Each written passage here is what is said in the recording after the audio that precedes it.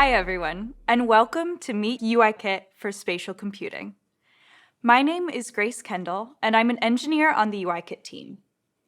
My colleague Andrew and I are so excited to chat with you in this video about taking your existing UIKit apps and bringing them to a brand new dimension. The new device has a stunning platform for spatial experiences and introduces a ton of new 3D capabilities. And best of all, it uses the UI frameworks you already know and love to do it. This video focuses entirely on the UIKit side of things. To learn more about SwiftUI on the platform, check out Meet SwiftUI for Spatial Computing and Elevate Your Windowed App for Spatial Computing. In this video, we'll start by talking about how to build your app for the new platform and the steps that you'll take along the way. We'll then go into some of the characteristics that make it unique and different from other Apple platforms and how to handle them in your code. After that, we'll go into polishing your app with new API introduced in UIKit. And finally, we'll take a look at using SwiftUI in addition to UIKit to add some brand new 3D functionality. So let's get started. Here's a demo pixel art animation app that was written for iOS, all using UIKit. Some of my very best friends have contributed art to it. It looks and feels great on iPad, making use of a lot of system components, dynamic animations, and integrates Apple Pencil. Let's get it ready for spatial computing. The first thing that I'll need to do is go to the General tab in the Xcode project and add the new run destination. Now, here in the Asset Catalog, I can add a new app icon. That's because icons on this platform are special. They're 3 images overlaid on top of each other that respond dynamically when someone looks at your app icon. One of our teammates, Jessica, is a super talented artist and mocked up a new icon for the app in preparation for this, so I can add these files now.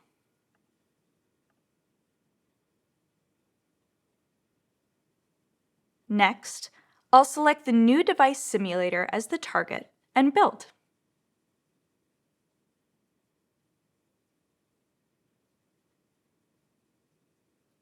Okay, there are a few build errors. It looks like some of the APIs that were being used for the iPad app are not available on this platform. Let's talk about why. This is a brand new platform with brand new capabilities and characteristics that make it different from other Apple platforms. So here are some things you'll need to look out for when bringing an app over. When bringing your app over for the first time, 2 common areas to investigate are APIs that were deprecated on previous iOS releases and APIs that don't translate well to this platform. This device does not support APIs that were deprecated prior to iOS 14. With this brand new platform, it's a great opportunity to move off of deprecated APIs and update your shared codebase to adopt the latest and greatest. There's also a collection of APIs that don't translate to this platform. For example, UI device orientation. This API assumes that the device can be used in multiple orientations, which does not apply here. UI screen is another example. With this device, the premise of a single representation of a hardware screen does not hold. And tab bars have a much different design and do not lay out leading to trailing, so its leading accessory view and trailing accessory views are unavailable. These are just 3 examples of APIs that have been marked unavailable because they don't apply, but there are others as well. Please check the documentation for more details. Let's go back to the code now and investigate what may have been the problem. Let's check out the error here. In the Editor View Controller extension, there's a UI Pencil interaction. This device doesn't support Apple Pencil, so this API isn't available on the platform. I can easily conditionalize out this code to make it compile.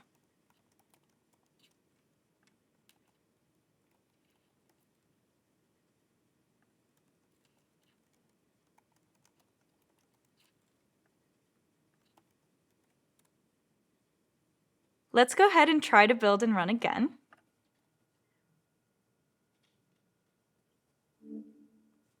Okay, it looks like we're up and running. This is looking really good, and it's exciting to see the app running in the shared space. But I'm already noticing some things that I think I can improve. Let's take a tour now through the app to check it all out and find some things to polish. In the simulator, clicking with the mouse simulates someone looking at that point and tapping their fingers together. The first thing I notice is the beautiful glass background of the app.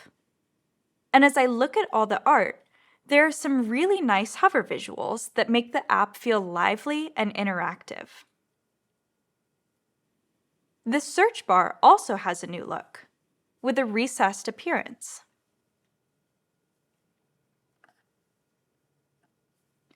I can still open the different artwork and pixelate to my heart's content. Okay, one thing I think I can improve is the black text for the title and gray text for the subtitle of the art. The black text looked really nice on the white background on iPad, but I don't love how it looks here on the glass. I think it could pop a little bit more. And I really like the appearance and dimension of the search bar. I think I want to have that for the title text fields too. Semantic colors aren't new, but they're especially valuable for this platform.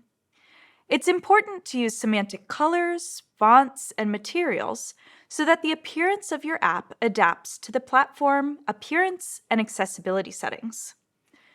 Many things, like UIColor.label, have new values so that everything looks pixel perfect.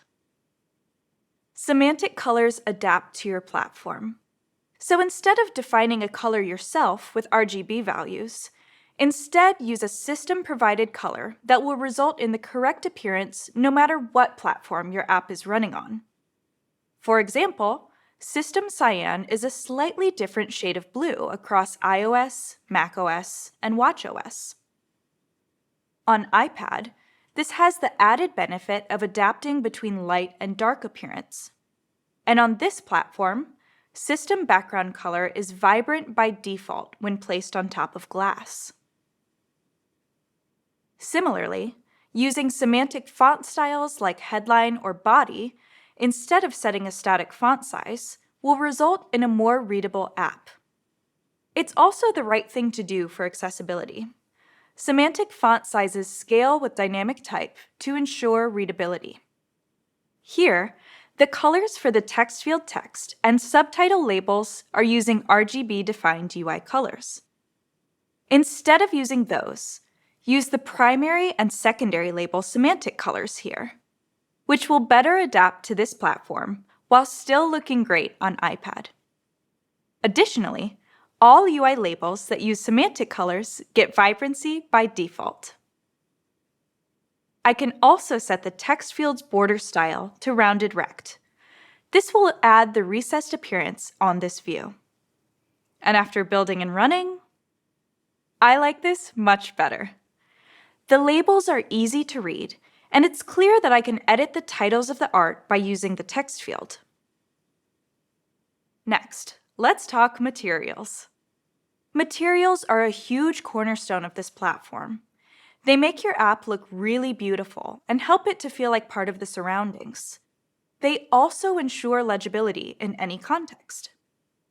Materials adjust their contrast and color balance based on lighting conditions and the colors of objects behind them. Because of this, there is no distinction between dark and light appearances on this platform. All of the built-in controls and containers use vibrant materials by default, ensuring your app looks amazing. The glass that now serves as the background of the app looks really awesome. This comes by default for every UI navigation controller and UI split view controller. And this allows the details of the surroundings to bleed through. You can also override the new Preferred Container Background Style property on your UI view controller to return automatic, glass, or hidden. Next, if I hover over some of the views in the app, a faint highlight appears. This really helps to make the app feel responsive. Using system components like controls or lists ensures that you get these hover effects, materials, vibrancy, and more by default. Hover effects indicate interactivity. Adding a hover effect to a view will make it easier to target. One important thing about this platform is that exactly where someone is looking is never delivered to the app's process. There's brand new API in UIKit to add, customize, or disable hover effects. UI View has a new property, hover style. Many interactive components have hover effects by default, like controls. You can customize the hover style of your view by setting the hover style property and providing an effect, either highlight or lift. And if you want to remove the hover effect, you can set this property to nil. And to go even further, you can use the new UI Shape API to provide the shape of your hover effect. I like that I already have a hover shape on the collection view cell, but I wish it had rounded corners. To instead use a rounded rectangle as the hover shape, I need to set the hover style property on the cell and pass in a rounded rectangle shape. And that takes the hover shape of the cell from this rectangle with square corners to this rounded rect. I think this looks really nice with the rounded corners of the text field and the background. Now, when I look at each collection view cell, their hover shape will be rounded. There's one last thing I want to look at, and that's input.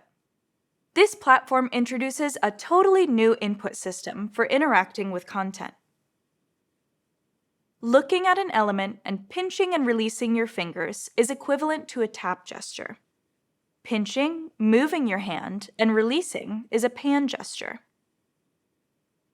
If you're close enough to the app, you can also reach out and touch it.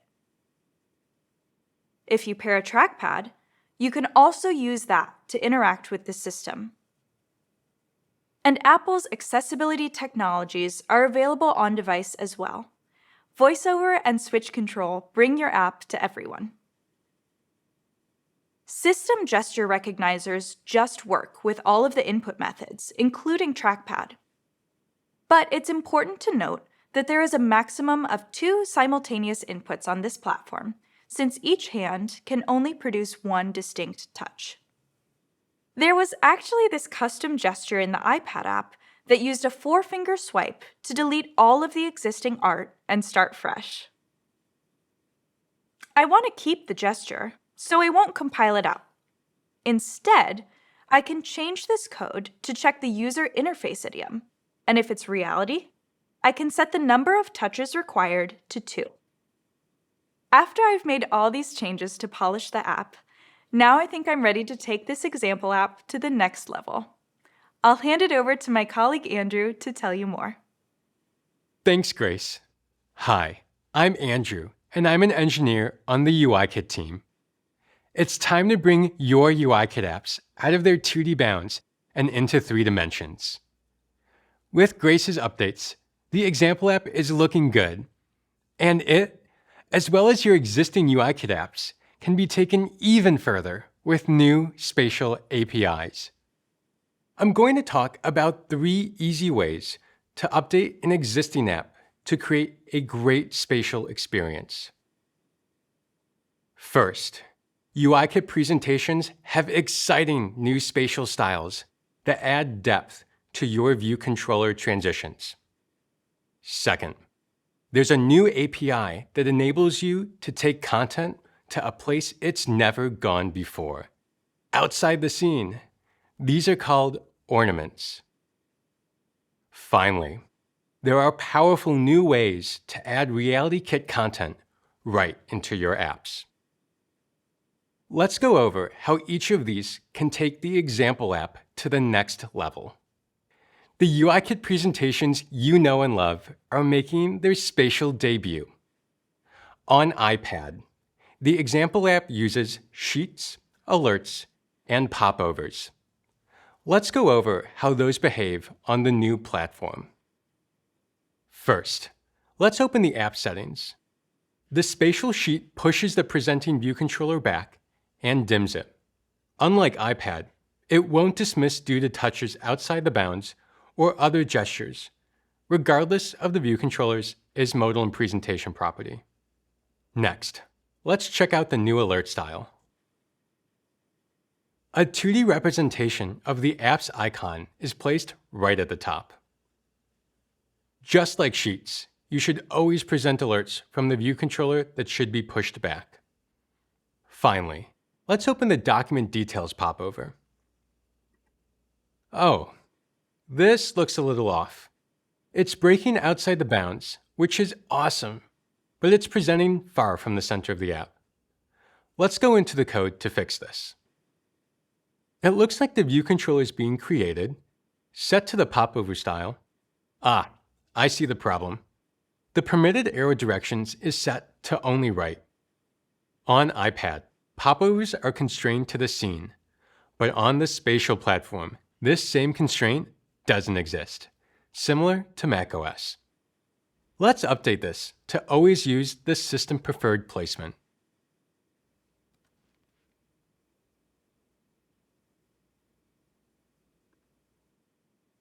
Now, when I tap the Info button, I get the popover placement I was expecting. If you use standard presentations in your iPad app, your spatial app may already be breaking outside the bounds in a great way. UIKit handles all the details, as long as you haven't hard-coded any platform assumptions. The next way I'm going to elevate the example app is with Ornaments. While the app's presentations are now spatial, the editor itself is not yet taking advantage of the extra space on the platform. The editor looks a little cramped. But with Ornaments, we can take advantage of the extra room the spatial platform provides in a way we never could before. Ornaments let content be placed around an app scene, within reasonable limits. UIKit components use ornaments too, like popovers. That's how the example app popover appeared outside the scene, without getting clipped.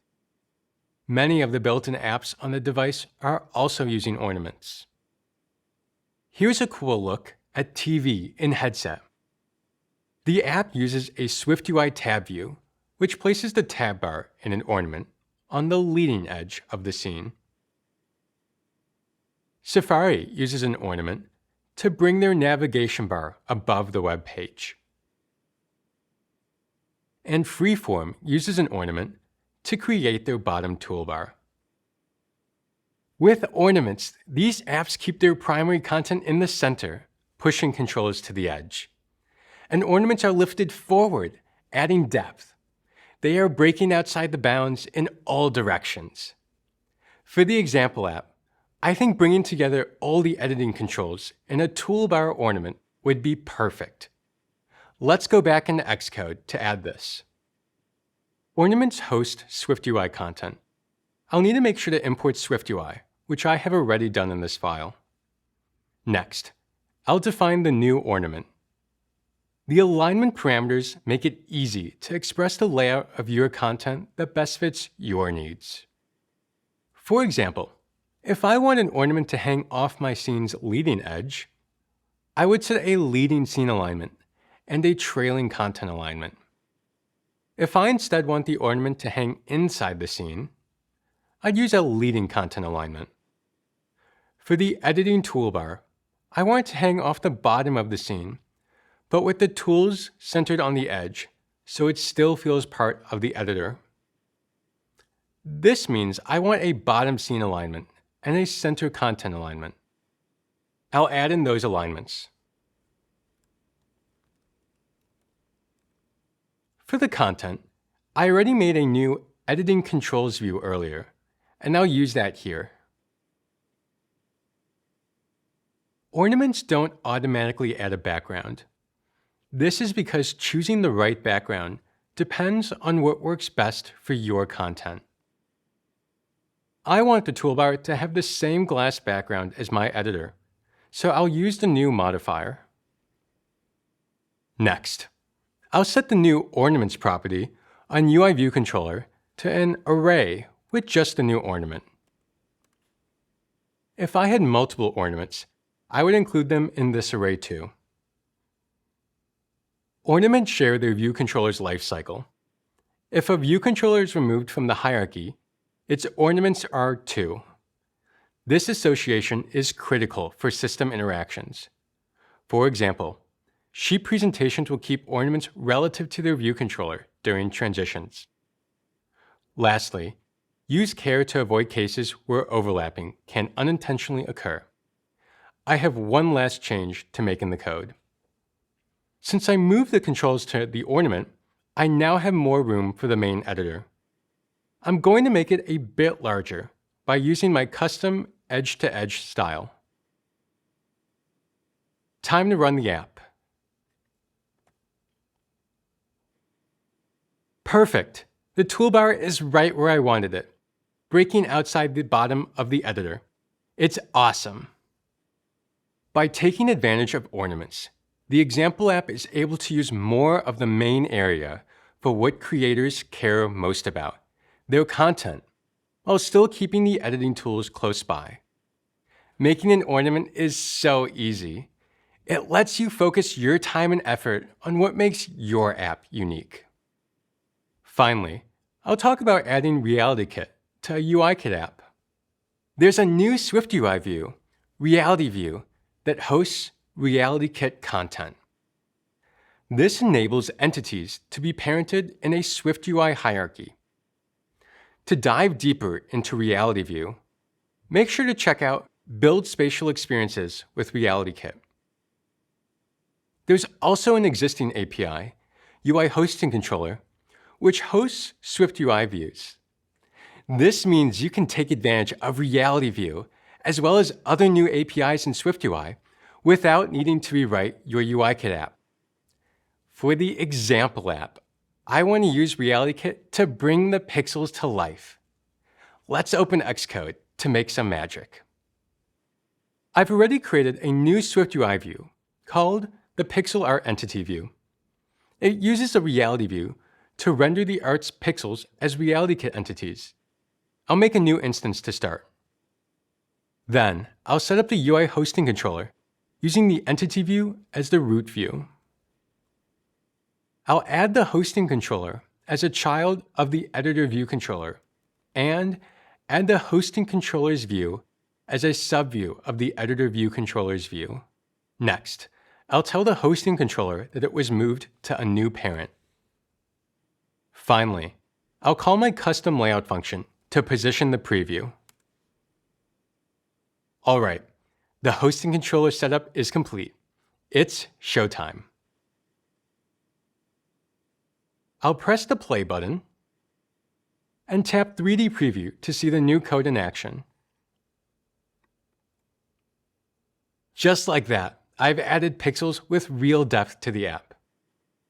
With the Simulator Orbit control, I can even see how the lighting changes based on my perspective. This is so cool, and it's all happening in a UIKit app. Reality View has leveled up the animator preview, and thanks to UI Hosting Controller, it was easy to add.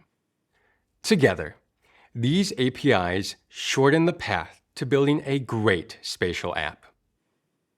By using standard UIKit presentations, putting the editor controls in an ornament, and adding 3D pixels with RealityKit, the example app looks great in this new spatial world. And all with just a few lines of code.